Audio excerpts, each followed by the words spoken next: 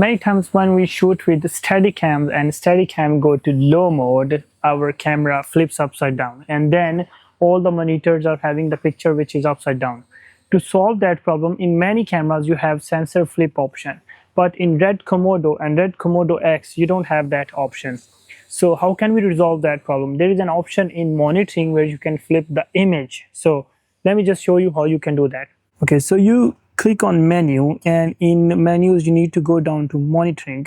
You click on select, and then you go to STI or anything, whatever you want to flip. Basically most of the time you take video out from STI, so I'm going to go on STI, and I will go down till I see the flip mirror option, and by default it's going to be off. You need to click on select and change it.